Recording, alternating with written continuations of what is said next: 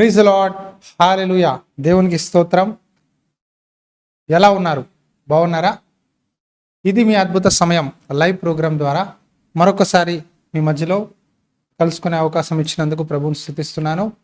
చాలామంది ఏమంటారు, నేను ప్రేయర్ చేస్తాను బ్రదర్, చర్చికి వెళ్తామండి, వాక్యం వింటామండి, అయినా తరచుగా కొన్ని అనారోగ్యాలు మమ్మల్ని బాధపడుతున్నాయి, రెగ్యులర్ సిక్నెసెస్ వస్తున్నాయి, పదే పదే సిక్నెస్ వస్తుంది, ఏం చేయమంటారు అని చాలామంది అడుగుతారు. సో దానికి ఈరోజు మనం తెలుసుకుందాం వాక్యంలోంచి. మొదటిగా చూస్తే అనారోగ్యము ఎందుకు వస్తుంది అంటే, అనారోగ్యము కొన్నిసార్లు మనం తెలిసి కొన్ని ఫుడ్ హ్యాబిట్స్, కొన్ని ఆహార పదార్థాలు మనకి తినకూడనివి తిన్నప్పుడు, లేదా కొన్ని అన్ఎక్స్పెక్టెడ్గా శరీరంలో వయసును బట్టి కొన్ని అనారోగ్యాలు వస్తాయి. అయితే నేను ఈ విషయాల గురించి చెప్పాలని అనుకోవట్లేదు, కానీ మనం చేతులతో చేసుకునే పాపాల బట్టి మన వల్ల మన స్వయం కృపరాధం అంటారు. తెలిసి కొన్ని తప్పులు చేయడం బట్టి వచ్చే పాపాల గురించి, అనారోగ్యాల గురించి చెప్పాలని ఆశపడుతున్నాను. మరి మొదటిగా కీర్తనల గ్రంథం 38వ అధ్యాయము 3-5 వచనాల్లో ఇలా రాయబడింది. కీర్తనల గ్రంథం 38వ అధ్యాయం 3-5 వచనాలు. నీ కోపాగ్ని వలన ఆరోగ్యము నా శరీరమును విడిచిపోయెను, నా పాపమును బట్టి నా ఎముకలలో స్వస్థత లేదు. నా దోషములు నా తల మీదుగా పొర్లిపోయినవి, నేను మోయలేని బరువు వలె అవి నా మీద మోపబడి ఉన్నవి. నా మూర్ఖత వలన కలిగిన నా గాయములు దుర్వాసన గలవై స్రవించుచున్నవి. నీ కోపము వలన ఆరోగ్యము నా శరీరమున విడిచిపోయెను. దేవుడు కోపం వస్తే అనారోగ్యాలు వస్తాయా అంటే వస్తాయి అని రాయబడింది. నా పాపములు బట్టి అంటే నా పాపములు బట్టి నా యొక్క ఎముకల్లో స్వస్థత లేదు అంటే బాడీలో అనారోగ్యం ఉంది. సో మొదటిగా 2 మాటలు గమనిస్తే, దేవుని కోపం వచ్చినప్పుడు అనారోగ్యాలు వస్తాయని రాయబడింది. రెండో మాట, మన పాపములు బట్టి మన శరీరంలో స్వస్థత లేదని ఉంది. చాలాసార్లు అండి అనారోగ్యాలు వస్తున్నాయండి మాకు రెగ్యులర్గా, తరచుగా ఎప్పుడు మా ఇంట్లో ఎవరో ఒకరు రోగాలు వస్తున్నాయండి అని చెప్తా ఉంటారు. ధనం అంతా హాస్పిటల్స్కి వెళ్ళిపోతుందండి, మందులకి వెళ్ళిపోతున్నాయండి, కన్సల్టేషన్ ఫీజెస్కి వెళ్ళిపోతున్నాయండి, ఎక్స్రేలు అండి, స్కానింగ్లు అండి, చాలా రకరకాల హాస్పిటల్స్లో ఖర్చులు చెప్తా ఉంటారు. మరి మొట్టమొదటిగా అనారోగ్యాలు ఎందుకు వస్తాయంటే మన పాపాలు బట్టి. చాలామంది తాగద్దు, మందు తాగద్దు, సిగరెట్ తాగద్దు, వ్యభిచారం చేయొద్దు, శరీరంతో పాపం చేయొద్దు అంటే తెలిసి శరీరంతో చేసే పాపాల బట్టి మన శరీరాల్లో అనారోగ్యం వస్తుంది. మన పాపాలు, మన దోషాల బట్టి, మన అతిక్రమాలను బట్టి అనారోగ్యం వస్తుంది. దేవుడు ఇచ్చిన శరీరం దేవాలయం అండి. ఎవరైతే ఈ శరీరాన్ని పాడు చేస్తారో దేవుడు అన్నాడు, నేను వారిని పాడు చేస్తా అన్నాడు. చాలామంది ఈరోజు సిగరెట్ తాగి క్యాన్సర్లు తెచ్చుకుంటారు, డ్రింక్ చేసి కిడ్నీ, లివర్ పాడైపోతుంది. చాలామంది తెలిసే ఆ చిన్న వ్యసనాలు బట్టి, ఆ డ్రగ్స్ ఇంజక్షన్లు వేసుకోవడము, డ్రగ్స్ తీసుకోవడము, ఆ మాదక ద్రవ్యాలు ఇవన్నీ వాడి తెలిసి శరీరాన్ని పాడు చేసుకొని వాళ్ళు కాలం కన్నా ముందే, వాళ్ళ సమయం రాకముందే మరణిస్తున్నారు. మరి ఇది తెలిసి చేసే పాపాలు. మన శరీరం దేవుడిచ్చిన మందిరం, దీన్ని మనం చాలా జాగ్రత్తగా కాపాడుకోవాలి. దావీదు వాక్యంలో కీర్తనకారు రాస్తున్నాడు, నా పాపాల బట్టే నాకు ఈ దోషము, నా పాపాల బట్టే నాకు అనారోగ్యం కలుగుతుంది, నా దోషములు బట్టే నేను మోయలేనంత బరువు. చూడండి, అనారోగ్యం వస్తే మోయలేం మనం. కొంతమంది క్యాన్సర్ వస్తే చూడండి, ప్రతి నెల కీమోస్ అని హాస్పిటల్స్ చుట్టూ తిరుగుతారు. కొంతమందికి ఈ కిడ్నీలో ప్రాబ్లం ఉంటుంది, డయాలసిస్ అంటారు. డయాలసిస్ అని ఊరికి హాస్పిటల్స్కి వెళ్తూ ఆ బ్లడ్ ప్యూరిఫై చేసే ప్రాసెస్ డయాలసిస్ మెషిన్ ద్వారా చేయించుకుంటూ ఉంటారు. ఎన్ని బాధలు పడతారు తెలుసా? మోయలేనంత బరువు, ధనము, ప్రయాణ ఖర్చు, హాస్పిటల్ ఖర్చులు, భోజన ఖర్చులు, మళ్ళీ మనిషి సహాయం, ఎన్నో భారాలు, మోయలేనన్ని భారాలు. కొంతమంది అనుకుంటారు ఈ అనారోగ్యాలు వల్ల డబ్బులు తగిలేసి తిరిగి మనిషి సహాయాలు అడిగి అందరి ధర చీదరించుకొని అవమానాలు పడ్డాం కన్నా నేను చనిపోతే బాగుండు అంటారు కొంతమంది కదా. కొంతమంది తెలుసు కొంతమంది క్యాన్సర్ లాస్ట్ స్టేజ్లో ఉంటే వాళ్ళు అనుకుంటారు, ఇంకా నాకు చూపించద్దురా పెద్దోడా, వద్దమ్మా కోడలా, డబ్బులు వేస్ట్ చేయొద్దు, నా కోసం మీరు ప్రయాసపడద్దు, మీ పనులు మీరు చేసుకోండి, నడిచిన రోజులు నడుస్తా, కాలం జరిగేంత వరకు చేస్తా, తర్వాత ఇంక దేవుడి ఇష్టం అని చెప్పి కొంతమంది వదిలేస్తారు. కొన్నిసార్లు అండి మన పాపాల బట్టే రోగాలు వస్తాయి. మనం తెలిసి చేసే యవ్వన కాలంలో కొంతమంది మధ్య వయసులో సిగరెట్లని, మందులని ఇష్టానుసారంగా తిరిగి తాగి వ్యభిచరించడం వల్ల అనారోగ్యాలు కలుగుతాయి. సో ఇది మనం ఎలా తప్పించుకోగలమంటే దేవుని వాక్యం ద్వారా. యేసు ప్రభు మాటలు చదివినప్పుడు యేసు రక్తము సకల దుర్నీతి నుంచి విడిపించి స్వస్థపరుస్తుంది. యేసు ప్రభు వారి నామంలో పాప క్షమాపణ పొంది మన జీవితాన్ని సరి చేసుకుంటే దేవుడు స్వస్థతనిస్తాడు. హెజికియా రాజు ప్రార్థన చేసినప్పుడు మొరబెట్టాడు, దేవా నన్ను జ్ఞాపకం చేసుకొని నేను చేసిన కార్యాలు నన్ను స్వస్థపరచు అంటే 15 ఏళ్ళ ఆయుష్ని పొడిగించి దేవుడు స్వస్థపరిచాడు. ప్రార్థన చేస్తే, పాప క్షమాపణ కోరితే, పశ్చాత్తాపడితే, విశ్వసిస్తే, దేవుని మాటని స్వీకరిస్తే నిజంగా స్వస్థత కలుగుతుంది. ఆమెన్. మరి మొదటి విషయం, పాపం వల్ల అనారోగ్యాలు వస్తాయి. రెండో మాట ఏంటంటే అవిధేయత బట్టి, దేవుని మాటకి అవిధేయత బట్టి అనారోగ్యాలు వస్తాయి. ఒకసారి నైమాను అనే ఒక వ్యక్తి ఉంటాడండి. నైమాను అనే వ్యక్తి ఈ ఆరామీయులకి ఒక పెద్ద శతాధిపతి. తను మంచి సైనికుడు, మంచి ధనవంతుడు, అన్నీ ఉన్నాయి. కానీ తన దగ్గర ఒక పెద్ద ప్రాబ్లం ఉంది. అదేంటంటే తనకి కుష్టి వ్యాధి. అది ఎవ్వరికి చూపించుకోలేడు. సో ఆ బాధతో, అవమానంతో ఆ రాజ్యంలో ఉన్నప్పుడు ఆ రాజుకి వెళ్ళి చెప్తే, తన ఇంట్లో ఒక చిన్నది ఉంటుంది, ఆ నయమాన్ ఇంట్లో. ఆవిడ యూదురాలు, ఆ అమ్మాయి, పనమ్మాయి. ఆమె అంటది, ఎలీషా అనే ఒక ప్రవక్త ఉన్నాడు మా యూదులలో, ఆయన దగ్గరికి వెళ్తే ఆయన మీ కొరకు ప్రార్థిస్తే మా దేవుడు మిమ్మల్ని స్వస్థపరుస్తాడు. అయ్యగారు ఒకసారి మీరు వెళ్ళండి అంటే, ఈ వ్యక్తి రాజు దగ్గరికి వెళ్ళి ఉత్తరం రాయించుకొని మళ్ళీ ఇజ్రాయెల్ రాజుకి ఇస్తే, ఇజ్రాయెల్ రాజు అంటాడు, నేనేమైనా దేవుడి స్థానంలో ఉన్నానా? చంపుటకు, బతికించుటకు, స్వస్థపరచుటకు నాకు ఎక్కడ అధికారం ఉంది అని ఈయన టెన్షన్ అయిపోతూ, వీళ్ళు మనల్ని అటాక్ చేయాలని, హానిపరచాలని కావాలని ప్లాన్ వేశారు, అందుకే ఇలాంటి లెటర్స్ పంపిస్తున్నారు అని బాధపడతా ఉంటారు. మరి ఆ సమయంలో ఎలీషా ప్రవక్తకి తెలిసి ఆయన అంటాడు, రాజా ఆ వ్యక్తిని నా దగ్గర పంపించండి, మీ దగ్గరకు వస్తే అని కబురిస్తాడు.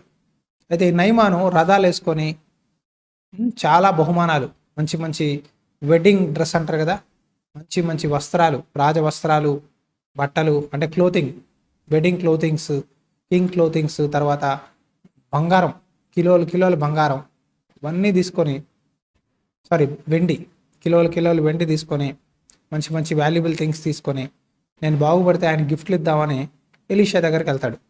అయితే ఎలీషా ఇంటి దగ్గరికి ఈ నయమాను తన సైనికులు వెళ్ళినప్పుడు ఎలీషా బయటికి రాడు. కానీ తన దగ్గర ఉన్న ఒక పనువాడిని పంపించి అంటాడు, ఆ నయమాన్ని వెళ్ళి 7 సార్లు ఎక్కడ మునగాలంట? యార్దాన్ నదిలో మునిగి రమ్మంటాడు. అప్పుడు ఈ వ్యక్తికి చాలా కోపం వచ్చేస్తుంది. ఏంటి, నేను ఇంత దూరం ప్రయాణం చేసి వస్తే ఈ దైవజనుడు ఎలీషా ఒక్కసారి కూడా బయటికి రాలా, నన్ను చూడలా, నా కుష్టి ఎక్కడైతే నాకు పుండ్లు ఉన్నాయో, నాకు అనారోగ్యం ఉందో అక్కడ చేతులు పెట్టి ప్రార్థన చేయలా, కనీసం పలకరించలేదు కూడా. పైగా అంటాడు, వెళ్ళి యోర్దానులో 7 సార్లు మునిగి రమ్మంటాడా? అసలు పద్ధతి ఉందా? మర్యాద ఉందా? చిచ్చి, అనవసరంగా వచ్చాను ఆ పిల్ల మాటని అని రౌద్రుడైపోయి, కోపం వచ్చేసి, కోపిస్ట్ అంటారు కదా, కొన్నిసార్లు కోపం వచ్చేసి అలగడం అంటారు, అలిగిపోయి కోపం వచ్చేసి, మా దేశంలో సముద్రాలు లేవా, నదులు లేవా, అర్పాదు నది లేదా, మాకు దీనికన్నా మంచి మంచి నదులు ఉన్నాయి అని చెప్పి ఇసుక్కుంటా ఉంటాడు. మరి సమయంలో మరి ఎవరో తెలియదు కానీ అతని దగ్గర ఒక మంచి సైనికుడు ఉంటాడు. మంచి సలహాదారుడు ఉండట మీకు మేలు. ఆ నయమాన్ దగ్గర సైనికుడు అంటాడు, అయ్యా ఒక మాటేనండి, నేను చెప్పచ్చా అంటే, చెప్పు, ఏంటి? అయ్యా, ఆ దైవజనుడు మిమ్మల్ని ఏదైనా కఠినమైన పని చెప్పి యుద్ధంలోకి వెళ్ళాలి, నాకు ఇది కావాలి అంటే మీరు తెచ్చిస్తారు, మీరు యుద్ధాలు చేస్తారు. కానీ దైవజనుడు ఏం చెప్పాడయ్యా, చాలా చిన్న పని, వెళ్ళి జస్ట్ వాళ్ళ ఊర్లో ఉన్న నదిలో 7 సార్లు మునగమన్నాడు, అంతే కదా. అట్లా తప్పే ఉందయ్యా, మాట వింటే తప్పే ఉందయ్యా, ఒకసారి మునిగితే పోలా, మునిగితే మీకు స్వస్థత కలుగుద్దేమో అని ఒక చక్కటి మాట చెప్పాడు. మన దేశంలో నదులు ఉన్నాయ్యా, ఒప్పుకుంటాము, కానీ ఆ దైవజనుడు మరి ఎందుకు చెప్పాడో తెలియదు. సేవకుని మాట వింటే మీకు ఆశీర్వాదం కదండి, విందామయ్యా, ఫోన్లే ఏమైపోయింది, ఒకసారి ఇంత దూరం వచ్చావు, మరి ఇలా కోపంతో వెనక్కి వెళ్ళిపోతే ఏం లాభము, ఇదే అనారోగ్యంతో. స్వస్థత పొందాలని కోరుకున్నావు కదా నువ్వు, ఒకసారి మునుగు అంటే నయమాను ఆ పనివాడి మాట వినెళ్ళి 7 సార్లు మునిగి లేచిన వెంటనే అతని శరీరం అంట చిన్న పిల్లల శరీరం వల్లే, పాల శరీరం వల్లే చక్కగా తెల్లగా అయిపోయిందంట. ఆ కుష్టి, ఆ వ్యాధి మొత్తం వెళ్ళిపోయిందంట యేసు నామములో. ఆమేన్, హల్లెలూయా. మరి చూడండి, కొన్నిసార్లు అవిధేయత బట్టి కూడా అనారోగ్యాలు వస్తాయి. ఇక్కడ ఈ మాట రాయబడింది చూద్దాం. రాజులకు రాసిన రెండో గ్రంథం 5వ అధ్యాయము 13 నుంచి 15 వచనాల్లో ఈ మాటలు ఉన్నాయి, చూద్దాం. అందుకు నయమాను కోపం తెచ్చుకొని తిరిగిపోయి ఇట్లనెను, అతడు నా వద్దకు వచ్చి నిలచి తన దేవుడైన యెహోవా నామమును బట్టి తన చెయ్యి రోగంగా ఉన్న స్థలము మీద ఆడించి కుష్ఠరోగమును మాన్పునని నేను అనుకుంటుని. దమస్కు నదులైన అబానాయిము, పర్సరు, ఇజ్రాయేలు దేశంలోని నదులన్నింటికంటే శ్రేష్టమైనవి కావా? వాటిలో స్నానం చేసి శుద్ధి నొందలేనా అని అనుకుని రౌద్రుడై తిరిగి వెళ్ళిపోయాను. చూడండి, ఇక్కడ అవిధేయత మనకి స్పష్టంగా కనిపిస్తుంది. ఇతను అవిధేయత చూపిస్తున్నాడు. రౌద్రుడయ్యి అంటే కోపడ్డాడంట దైవజనుల మీద. మన దేశంలో నదులు లేక ఇక్కడికి రావాలా అని రౌద్రుడయ్యాడు. చాలాసార్లు మన అవిధేయత బట్టి మనకు అనారోగ్యాలు వస్తాయి. కొన్నిసార్లు సేవకులు చెప్తారు మనకి, ఇలా చేద్దాం, ఈ పని చేయండి, మీరు వెళ్ళి ప్రార్థన చేద్దాం, ఉపవాస ప్రార్థన చేద్దాం, ఇంట్లో గృహకూడిక పెట్టుకోండి, మీకు స్వస్థత కలుగుద్ది, మీరు ఒక్కసారి ఒక శుక్రవారాలు ఉపవాస ప్రార్థనలో పాల్గొనండి, చర్చికి మానకుండా ప్రతి ఫ్రైడే రండి, ఉపవాస ప్రార్థన చేద్దాము, మనం సంఘంగా కూడుకుందాము, చేద్దాము, స్వస్థత కలుగుద్ది అంటే కొంతమంది 1 వారం 2 వారాలు వచ్చి మా వల్ల కాదండి అయ్యగారు, మీరు ఉపవాసం ఉండి ప్రార్థన చేయండి అని అవిధేయత చూపిస్తారు. మన అవిధేయత బట్టి మనకు అనారోగ్యాలు వస్తాయి. దైవజనుడు చెప్పిన మాట విలువైంది, దేవుడి మాటగా తీసుకోవాలి. ఎప్పుడైనా సరే సేవకులు ఏదైనా మీకు చెప్తే దాన్ని దేవుని మాటగా తీసుకొని ఆ మాట విన్నప్పుడు స్వస్థత కలుగుద్ది. ఇది 2వ మాట. 3వదిగా చెడు మాట్లాడడం. చాలామంది సేవకుల గురించి ఈ రోజుల్లో చెడు మాట్లాడతారు. చెడ్డ మాటలు, బ్యాడ్ గాసిప్స్, బ్యాడ్ రూమర్స్, సేవకుల గురించి, సేవ చేసే వాళ్ళ మీద చెడు మాట్లాడినప్పుడు అనారోగ్యాలు వస్తాయి. చూడండి, ఇక్కడ చాలామంది ఈ రోజుల్లో చూస్తే సేవకులు అంటే విలువ లేదు, పాస్టర్ అంటే అస్సలు వెళ్ళలా, పనికి మాలినోళ్ళ చూస్తారు, ఏం పని లేనోడు సువార్త చెప్పుకుంటాడు అనుకుంటారు. కానీ పిలువబడిన దైవజనులు, నిజంగా దేవుని పిలుపు చేత పిలువబడిన వారిని అంటే దేవుడు ఊరుకోడు. మోషే వాళ్ళ అక్క, వాళ్ళ అన్న మిరియాం, తర్వాత ఆరోను కదా, మిరియాం ఆరోను, వాళ్ళిద్దరూ మోషే మీద వెనకాల దేవుడు అతనితోనే మాట్లాడతాడా అని ఒక మాట. 2వదిగా తన భార్య కుషీయురులు కాబట్టి, అన్యురాలు కాబట్టి తనని బట్టి మోషేని తృణీకరిస్తున్నారు హృదయంలో. పైకి మోషే ప్రవక్త అంటూనే లోపల వెనకాల తిట్టుకుంటున్నారు. దేవుడు సేవకుల మీద చెడ్డగా మాట్లాడే వాళ్ళ మీద తన కోపాన్ని చూపిస్తాడు. మనం కీర్తనలో చదివాం, దేవుడు కోపాన్ని బట్టి అనారోగ్యం వస్తుంది అని. సో ఆయన కోపం బట్టి మిరియాము 7 రోజులు కుష్టి వ్యాధితో బాధపడింది. దేవుడు అన్నాడు, మోషే భూమి మీద ఉన్న సేవకులందరిలో మిక్కిలి సాత్వికుడు, అతని మీద మాట్లాడడానికి ఎంత ధైర్యం మీకు, అతని గురించి చెడుగా మాట్లాడుతూ ఉంటే మీకు భయం కలగలేదా? సేవకుల గురించి ఎప్పుడండి వాళ్ళ జోలికి వెళ్ళొద్దు. వాళ్ళు నిజంగా పిలువబడిన వారైతే వాళ్ళతో మనం చాలా జాగ్రత్తగా ఉండాలి. కరెంటులో చేపెడితే ఎంత డేంజరో అలాగే సేవకుల జోలికి వెళ్ళడం అనేది చాలా డేంజర్.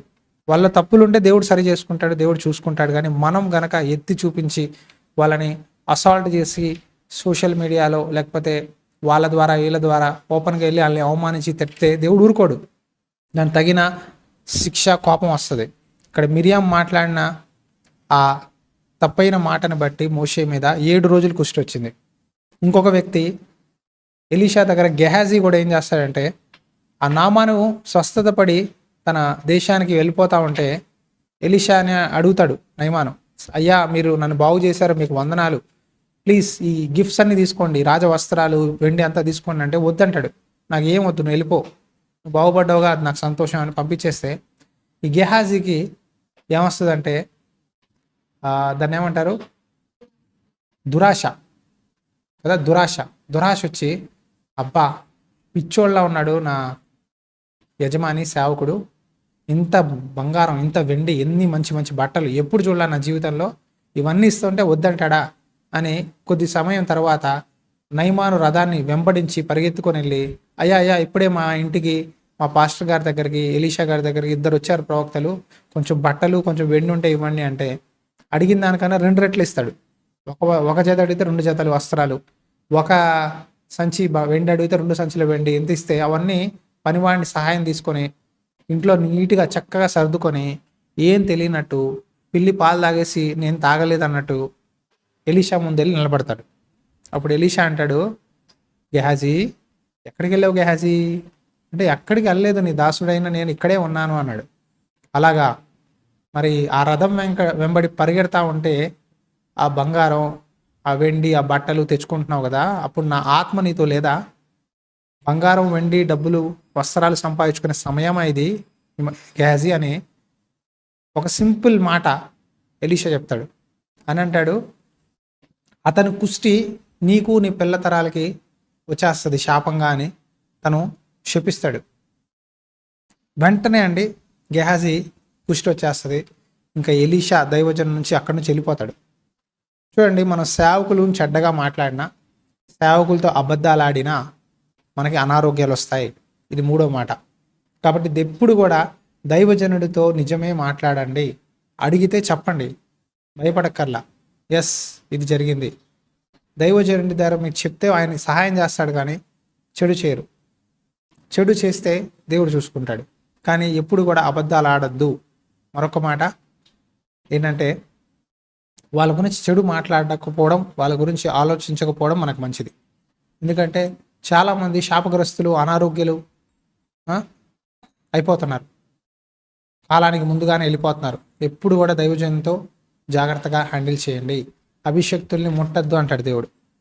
సో ఇది 3వ మాట. 4వది దేవుని బల్ల, ప్రభు రొట్టె, ప్రభు భోజనంలో చాలామంది అయోగ్యంగా, మనస్సాక్షి సరి చేసుకోకుండా, పశ్చాత్తాపడకుండా, పాపాలు ఒప్పుకోకుండా ఏదో అలవాటుగా ఇష్టానుసారంగా ప్రభు బలలో చేపెట్టి చాలామంది అనారోగ్యాలు అవుతారు, చాలామంది మరణిస్తున్నారు.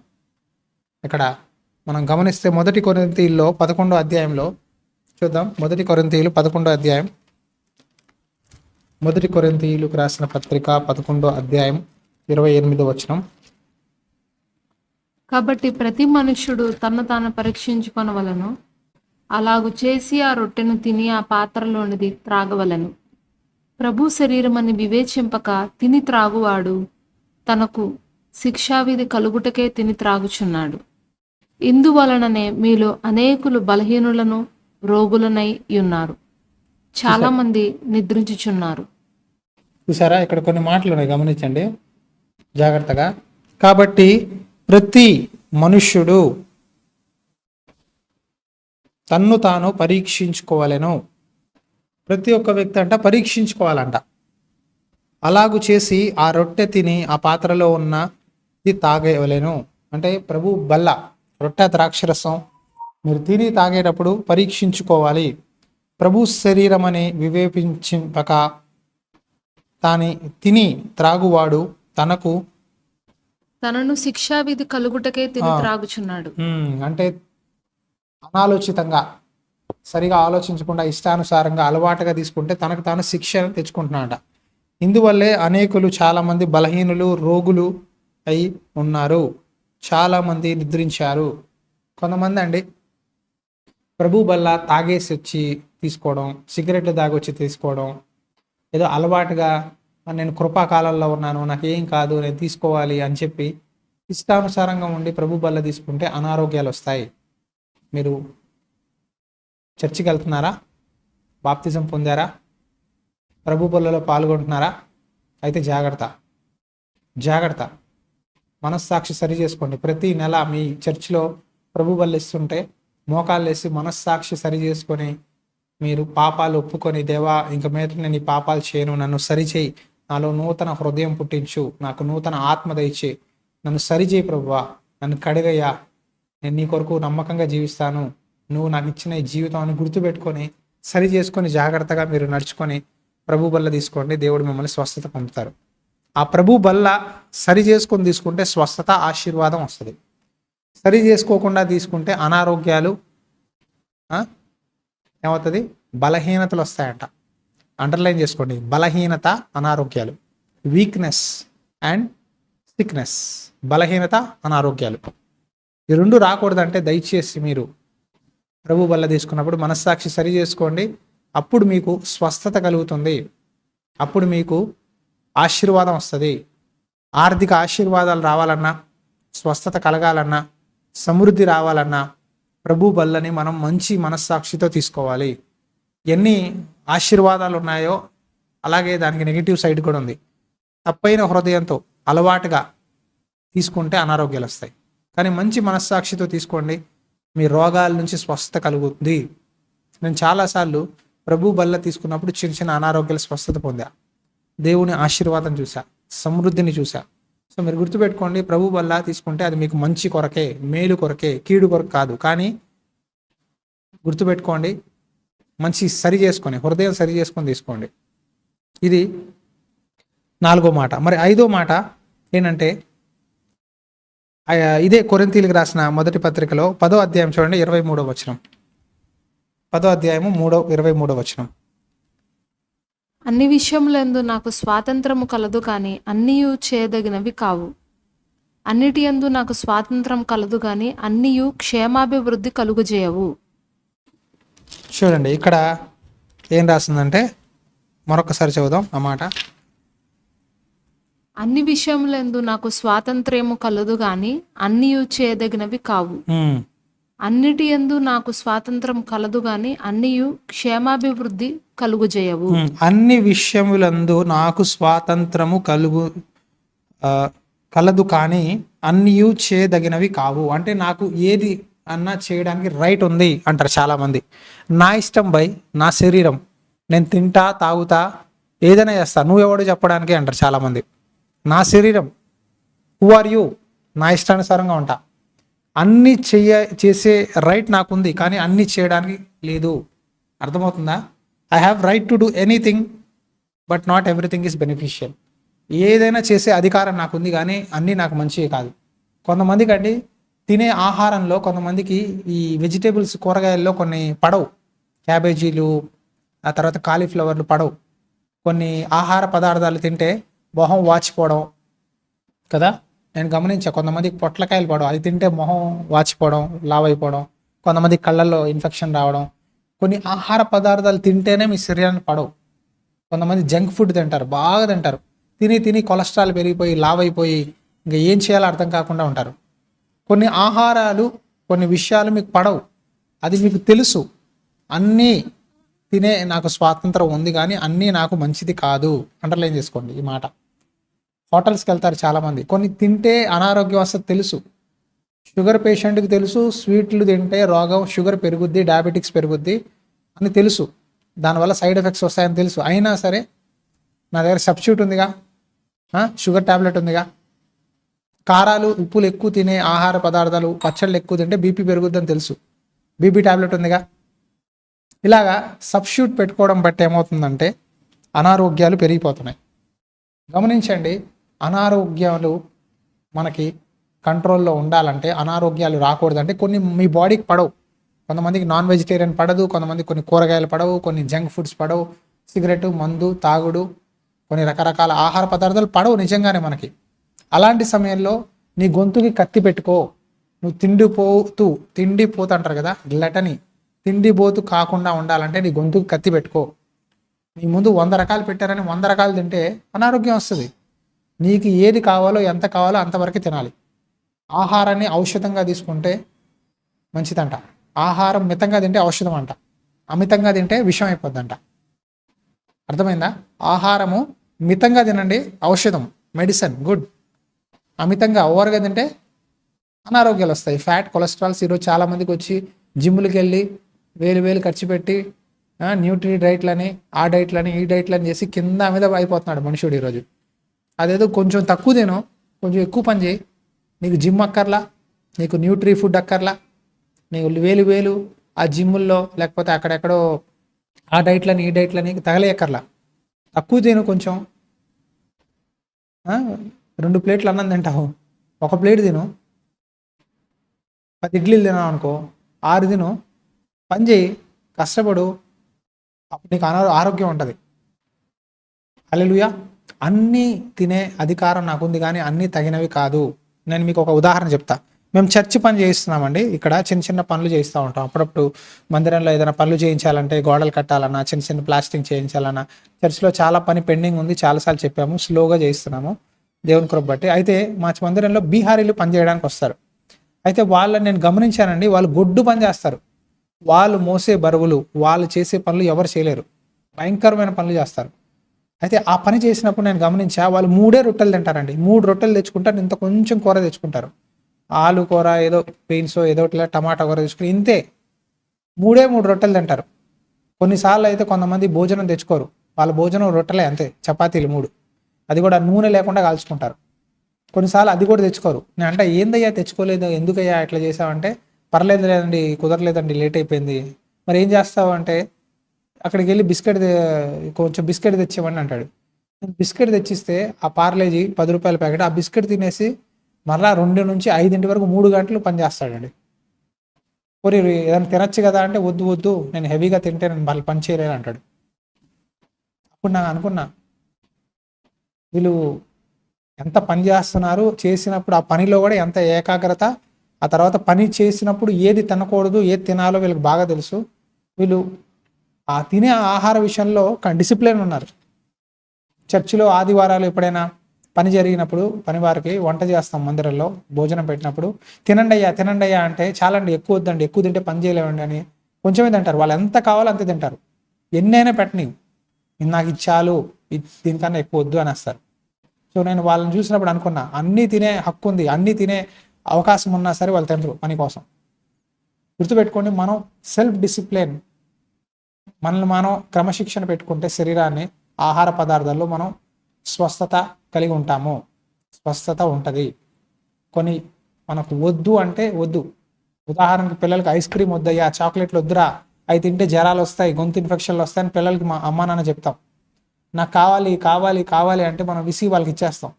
ఒక 3-4 రోజులు తింటే 5వ రోజు వాడికి జ్వరం పట్టుకోవడం, గొంతు ఇన్ఫెక్షన్లు, జలుబులు, హాస్పిటల్స్, మందులు, యాంటీబయాటిక్లు వేసి మళ్ళీ వారం రోజులు తగ్గుద్ది.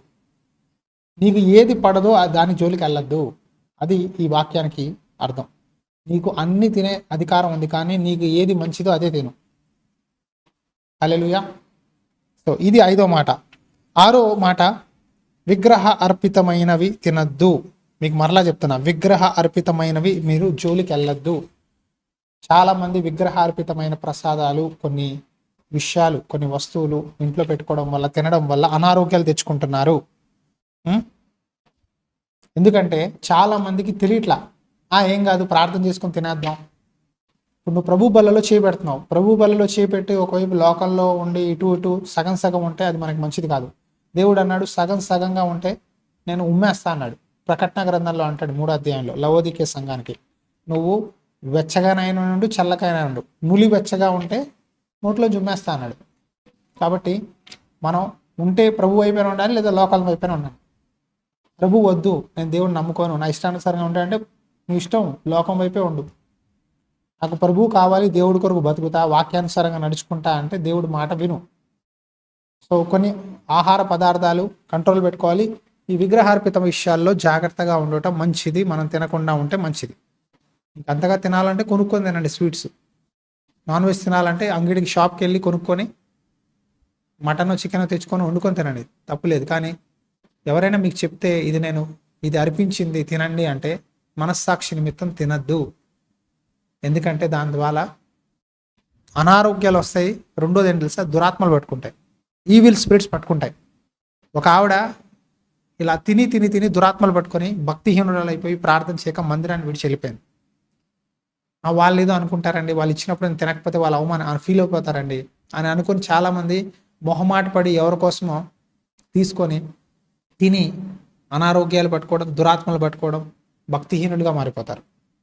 సో మీకు ఈరోజు నేను ఈ వాక్యం ద్వారా 6 విషయాలు చెప్పాను. 6 తప్పులు. ఈ 6 తప్పులు వల్లనే అనారోగ్యాలు కలుగుతున్నాయి. ఇంకొకసారి 6 మాటలు చెప్తా, వీలైతే మీరు నోట్ చేసుకోండి. మొదటిగా, మన పాపాలు బట్టి అనారోగ్యాలు వస్తాయి, మన దోషాలు బట్టి. రెండోదిగా, అవిధేయత, దేవుని మాటకి దేవుని సేవకుడికి అవిధేయత బట్టి వస్తుంది. మూడోదిగా, దేవుని సేవకుల మీద కానీ మనం లేదా విశ్వాసులైనా సరే, సేవకులు ఒక్కరే కాదు, మంచి వారి మీద, నీతిమంతుల మీద మనం చెడ్డగా మాట్లాడినా, వాళ్ళని గురించి అబద్ధాలు మాట్లాడినా అనారోగ్యాలు వస్తాయి. తర్వాత 4వది, దేవుని ప్రభు బల్లలో మనం అవిధేయంగా మనస్సాక్షి సరి చేసుకోకుండా చేపెడితే అనారోగ్యాలు వస్తాయి. 5వదిగా, అన్నీ తినే అధికారం ఉన్న కొన్ని విషయాలు నాకు మంచిది కాదు అన్నప్పుడు దాన్ని విడిచిపెట్టడం మేలు. సో సెల్ఫ్ డిసిప్లిన్, క్రమశిక్షణ కలిగిన ఆహార పదార్థాలు బట్టి అనారోగ్యాల నుంచి తప్పించుకుంటాం. 6వదిగా, విగ్రహార్పితమైన వాటిని మనం భుజించకూడదు. ఈ 6 తప్పులు గనక మనం తప్పించుకుంటే మనకి అనారోగ్యాలు రావు. హల్లెలూయా. దయచేసి 6 తప్పులు నుంచి జాగ్రత్తగా ఉండండి. దేవుని మందిరంలో యాక్టివ్గా పనిచేయండి. దేవుడిచ్చే ప్రతి అవకాశాన్ని వాడుకోండి. ప్రేయర్ చేయండి. మీ పిలుపు ఏంటో తెలుసుకొని మంచిగా పాటలు పాడుతూ దేవుని స్తుతిస్తూ ఉంటే స్వస్థత కలుగుద్ది. ఇంట్లో ఎంత స్తుతి ఉంటుందో, ఎంత ప్రేయర్ ఉంటుందో అంత ఆరోగ్యం, అంత స్వస్థత, అంత దీవెన. మీ ఇంట్లో గొడవలు, కల్లోలంగా అనారోగ్యాలు, చికాకులు, దురాత్మ శక్తులు పీడించడము జరుగుతుంటే ప్రార్థన లేకపోవడం బట్టి ప్రేయర్ చేయండి. దేవుని బాగా స్తుతించండి. వాక్యాన్ని ధ్యానించండి. దివారాత్రాలు వాక్యాన్ని ధ్యానించేవాడు ఆకు వాడక పచ్చటి చెట్టు వలె దాని ఫలం ఆయా కాలంలో ఇస్తాడంట. వాక్యాన్ని ధ్యానిస్తే మీకు స్వస్థత కలుగుతుంది. ప్రార్థన చేస్తే స్వస్థత కలుగుద్ది. దేవుని స్తుతిస్తే స్వస్థత కలుగుద్ది. దేవుని మందిరంలో పని చేసినా స్వస్థత కలుగుద్ది. నేను గమనించాను, దేవుని మందిరంలో పనిచేస్తే దేవుడు గొప్ప బలాన్ని, శక్తిని ఇస్తాడు. కాబట్టి మీరు మీ పిలుపులో నడవండి. మీరు అనారోగ్యంతో ఉంటే ఈ సమయంలో నేను ఖచ్చితంగా ప్రార్థన చేయాలని పరిశుద్ధాత్మ దేవుని చేత ప్రేరేపించబడుతున్నాను. స్వస్థత ఉంది. ప్రార్థన చేస్తే, మీరు నమ్మితే, మీరు రిసీవ్ చేసుకుంటే మీ స్వస్థత మీకు వస్తుంది. ఒక శతాధిపతి యేసుప్రభు వారి దగ్గరికి తన సైనికుడిని పంపించి అంటాడు, ప్రభు, నువ్వు నా ఇంట్లో ఉండే అర్హత నాకు లేదు. నేను ఒక పనివాడిని, ఒక గవర్నమెంట్ అఫీషియల్ని. నువ్వు నా ఇంటికి వచ్చి శ్రమ పడద్దు. ఇదిగో నా పనివాడిని పంపిస్తున్నా. ఈ వ్యక్తి వచ్చి డీటెయిల్స్ అనే చెప్తాడు. ఈ వ్యక్తి కొరకు ప్రార్థన చేయి. తన కాళ్ళు చేతులు పడిపోయినాయి, బాగాలేదంటే ప్రభువారు అంటాడు, నేను రానా అంటే వద్దు, మీరు రావద్దు, మీరు శ్రమ పడద్దు అంటే ప్రభువారి అక్కడి నుంచోనే అంటారు, వెళ్ళు బాగైపోతాడంటే ఆటోమేటిక్గా ఇంటికి వెళ్ళే వరకు ఈ పనోడు ఆ వ్యక్తి బాగైపోయి కూర్చున్నాడు. అయితే శతాధిపతి అడిగాడు, ఎప్పుడు చెప్పాడంటే ఈ పలానా సమయంలో అంటే, అలాగే ఆటోమేటిక్గా స్వస్థత పడ్డాడు.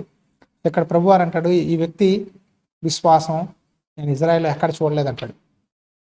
ఇంకో వ్యక్తి భర్తమయ్య అనే వ్యక్తి గుడ్డివాడు, దావీదు కుమారుడా నన్ను కరుణించు అన్నప్పుడు తన విశ్వాసాన్ని బట్టి నేను చూడాలి, నేను నమ్ముచున్నాను అంటే, ఇది నువ్వు చేస్తావని నమ్ముచున్నాను అని అడుగుతాడు. నమ్ముచున్నాను ప్రభువా అంటే, ఇదిగో నీకు స్వస్థత కలుగుతుంది, ఇక్కడ మీట నువ్వు చూస్తావంటే చూడగలిగాడు. ఆమేన్. నీ విశ్వాసం నిన్ను స్వస్థపరుస్తుంది. మీరు ఈరోజు విశ్వసించండి, నాకు దేవుడు స్వస్థత కలిగిస్తాడు, నేను అనారోగ్యాల నుంచి బయటికి వస్తాను, నేను ఈ రోగంలో ఉండను, నా జీవితం బాగుపడుతుంది, నేను ఈ ఆర్థిక సమస్యల్లో ఉండను అని మీరు నమ్మితే, అడిగితే స్వస్థత ఖచ్చితంగా ఉంది. హీలింగ్స్ ఇప్పుడు కూడా జరుగుతున్నాయి, స్వస్థతలు ఉన్నాయి. మీరు నమ్మడంలోనే ఉంది. చాలామంది నమ్మట్లా, అప్పట్లో జరిగాయండి ఇప్పుడు లేవండి అంటారు. కాదు, అంత దినాల్లో ఉన్నాయి. అంత దినాల్లో దేవుడు చెప్పాడు, నా ఆత్మని మీ మీద కుమ్మరిస్తాను, అద్భుతాలు, సూచన క్రియలు జరుగుతాయి. వాక్యం వింటుంటే అక్కడ అనేక గొప్ప కార్యాలు జరిగాయి అపోస్తుల కాలంలో. ఇప్పుడు కూడా జరుగుతాయి, నమ్మండి. ఇప్పుడు కూడా జరుగుతాయి. మీరు నమ్మితే ఈ ప్రార్థనలో ఏకీభవించండి, ఖచ్చితంగా దేవుడు స్వస్థపరుస్తాడు. ఆమేన్. ఈ సమయంలో మీరు అనారోగ్యంతో ఉంటే, ఎవరైనా మీకు తెలిసిన వారు అనారోగ్యంతో ఉంటే నేను ప్రేయర్ చేసినప్పుడు వాళ్ళ పేర్లు మీరు మీ మనసులో నోటితో చెప్పండి. ఇక్కడ నుంచి ప్రేయర్ చేసినప్పుడు దేవుడు వాళ్ళని స్వస్థపరుస్తాడు. ప్రార్థన. మహాపరిశుద్ధుడా యేసయ్య, నీకు వందనాలు తండ్రి. మరి ఈ వాక్యం ద్వారా మాట్లాడినందుకు స్తోత్రం ప్రభువా. మరి ఈ 6 తప్పులు చేయకుండా తండ్రి మమ్మల్ని మేము రక్షించుకుంటూ స్వస్థత కొరకు ప్రార్థిస్తున్నాను దేవా.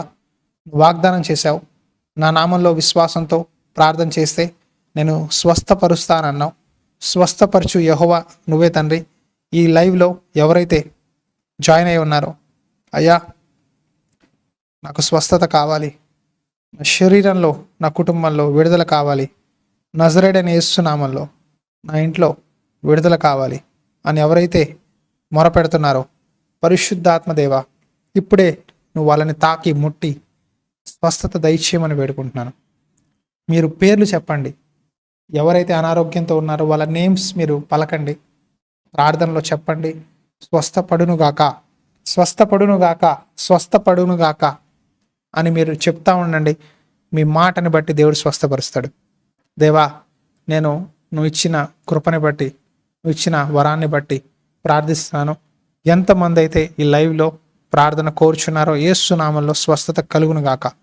వాళ్ళ అప్పుల నుంచి, వాళ్ళ అనారోగ్యాల నుంచి, వాళ్ళ వ్యాధి బాధల నుంచి యేసు నామములో విడిపిస్తున్నాను ప్రభువా. నువ్వు ఇచ్చిన మాట ప్రకారం నువ్వు ఏది బంధిస్తే అది బంధించబడుతుంది, ఏది విడిపిస్తే అది విడిపించబడుతుంది అన్నావు.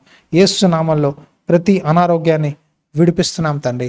ఐ రిలీజ్ ఎవ్రీ సిక్నెస్, ప్రతి అనారోగ్యం, అది BP, sugar, thyroid, heart problem, కిడ్నీలో ప్రాబ్లమ్స్, స్టోన్స్ ఉండడం బట్టి, లేదా తండ్రి క్యాన్సర్ వల్ల, లేదా తండ్రి స్టమక్ ఇన్ఫెక్షన్స్ వల్ల, ఎలాంటి ఎలాంటి ఎలాంటి అనారోగ్యమైన, కీళ్ళ నొప్పులైన తండ్రి, మరి మోకాల నొప్పులైన, వ్యాధి బాధలు ఏది ఉన్నా సరే ఈ శరీరంలో ఎక్కడెక్కడైతే అనారోగ్యం ఉందో యేసు రక్తాన్ని తండ్రి రిలీజ్ చేస్తున్నాం. యేసు రక్తం ప్రతి అనారోగ్యాన్ని స్వస్థపరుస్తుంది. నీ రక్తాన్ని ప్రోక్షించి స్వస్థపరచు నాయన. హెజికియాని స్వస్థపరిచింది దేవా తండ్రి. మరి గొప్ప గొప్ప వారిని నువ్వు స్వస్థపరిచి గొప్ప కార్యాలు చేసావు అయ్యా. నయమాను స్వస్థపరిచావు నా తండ్రి. మరి ఆ భర్తమై గుడ్డుడైన మరి గుడ్డివాడైన భర్తమైని స్వస్థపరిచావు. అలాగే గొప్ప గొప్ప కార్యాలు నువ్వు చేస్తావని నేను నమ్ముచున్నాను అయ్యా. ఈ ప్రార్థన చేస్తుండగా హీలింగ్ రిలీజ్ అవునుగాక. I release the anointing. దేవుని అభిషేకాన్ని తండ్రి మరి విడిపిస్తుండగా దేవుని అభిషేకం వాళ్ళని తాకుతుంది, వాళ్ళని ముడుతుంది. గొప్ప కార్యాలు, గొప్ప స్వస్థత జరిగిస్తున్నందుకు వందనాలు అయ్యా. మరి ఈ సమయంలో తండ్రి మరి ఎవరైతే కార్తీక్ అనే వ్యక్తి బాధపడుతున్నాడు, నాకు అనారోగ్యంతో ఉందని, ఆ వ్యక్తిని స్వస్థపరిచి ప్రభువా గొప్ప కార్యాలు గించు. నేను నోటితో ఒప్పుకుంటుండగా గొప్ప విడుదల కలుగునుగాక. మహత్ కార్యాలు జరుగునుగాక. నీ మాటలు తండ్రి విడుదల చేస్తుండగా నీ వాక్కు విడుదల అయిన వెంటనే స్వస్థత కలిగిన అన్నట్టుగా స్వస్థత శీఘ్రముగా కలుగునుగాక తండ్రి. గొప్ప అద్భుతాలు తండ్రి, గొప్ప సాక్ష్యాలు వినే విధంగా రాబోయే రోజుల్లో తండ్రి ఈ లైవ్ ద్వారా వినే ప్రతి ఒక్కరిని దీవించి ఆశీర్వదించమని నజరేయుడైన యేసుక్రీస్తు వారి పరిశుద్ధ నామములో అడిగి వేడుకుంటున్నాం తండ్రి. Amen, amen. దేవుని కృపను బట్టి మరి ఈ పరిచర్లో మీరు రెగ్యులర్గా వాచ్ చేస్తూ ఉంటే మందిరంలో కొన్ని పనులు ఉన్నాయి. మేము మీకు ఆల్రెడీ చెప్పాము. చర్చిలో ఒక స్టోర్ రూమ్ కట్టాలి. ప్రతి ఆదివారం భోజనాలు పెడుతున్నాము. సో ఆ మంచి పని కొరకు మీరు సహకరించాలి. ఈ సేవలో నార్త్ ఇండియా పరిచర్లు అనుకుంటే ఆ రూమ్ కట్టబడాలి. అక్కడ ఆ రూమ్ కొరకు మరి చాలా ఖర్చు ఉంది. దయచేసి మీరు ఈ సేవలో దేవుని మందిరం కొరకు సహకరించాలి అనుకుంటే ఖచ్చితంగా ఈ మందిరం పనిలో సహాయం చేయండి. అలాగే మీరు ఏదైనా ప్రార్థన విషయాలు ఉన్నాయి, ఏదైనా సమస్యలు ఉంటే మాకు వాట్సాప్లో మెసేజ్ చేయండి, మీ కొరకు ప్రేయర్ చేస్తాము. మరి ప్రభు చిత్తం అయితే మరలా రేపు ఇదే సమయాన్ని కలుసుకుందాం. God bless you. దేవుడి ఆత్మ మీతో సదాకాలం తోడైండి నడిపించునుగాక. ఆమెన్. ఈ సందేశం మీకు ఆశీర్వాదకరంగా ఉందా? ప్రభు మీతో మాట్లాడారా? అయితే తప్పకుండా మీ స్నేహితులకు, బంధువులకు కూడా ఈ సందేశాలు షేర్ చేసి దైవాశీర్వాదాలు పొందండి. దయచేసి గమనించండి, ఒక ముఖ్య గమనిక. మందిర ప్రాంగణంలో ఒక చిన్న వంటగదిని మేము నిర్మించుచున్నాము. ప్రభు మిమ్మల్ని ప్రేరేపిస్తే తప్పకుండా ఈ గొప్ప కార్యంలో ఆర్థికంగా సహకరించి ఈ నార్త్ ఇండియా మినిస్ట్రీలో మీరు కూడా పాలుభాగస్తులు కండి. ప్రభు మీకు తోడై ఉండి మిమ్మను సమస్త విషయములలో దీవించి ఆశీర్వదించునుగాక. ఆమెన్.